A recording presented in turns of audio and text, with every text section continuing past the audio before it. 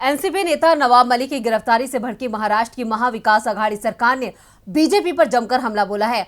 उद्धव ठाकरे और शरद पवार दोनों ने ही बीजेपी को आड़े हाथों लेते हुए कहा कि हमने 25 साल तक एक सांप को खिलाया, लेकिन वो सांप हमें ही फुफकार रहा है। देखिए ये रिपोर्ट।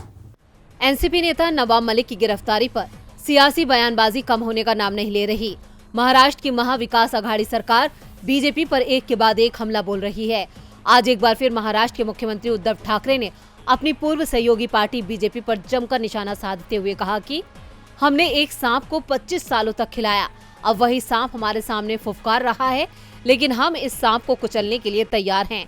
हम पर आरोप लगाने वालों के साथ ही किसी का भी हम सामना करने के लिए तैयार हैं। दरअसल नवाब मलिक की गिरफ्तारी के बाद जो स्थिति पैदा हो रही है उस पर चर्चा करने के लिए मुंबई में महाविकास आघाड़ी गठबंधन की एक बैठक बुलाई गई थी।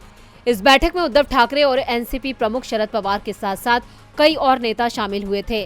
बैठक के दौरान शरद पवार ने बीजेपी को आड़े हाथों लेते हुए कहा कि मैंने अपने राजनीतिक करियर में कभी भी ऐसी प्रतिशोधी केंद्र सरकार नहीं देखी। जो भी बीजेपी के खिलाफ बोलता है, बीजेपी उसे जेल भिजवा देती है।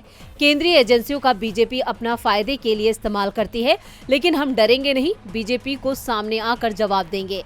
आज बीजेपी सत्ता में तो कल कोई और होगा। आज हमारे नेताओं पर झूठे आरोप लग रहे हैं तो कल किसी और के नेताओं पर आरोप लगेंगे। पश्चिम बंगाल की मुख्यमंत्री ममता बनर्जी ने भी मुझे फोन करके कहा कि उनकी पार्टी के 4 सहकर्मी भी जेल भेजे गए थे, लेकिन उन्होंने इसका मुकाबला किया। हम सबको एक साथ सामने आकर बीजेपी का मुकाबला करना होगा। बीजेपी को सत्ता से बाहर करने के लिए हम सबको एक साथ आना होगा। डीबी लाइव की रिपोर्ट।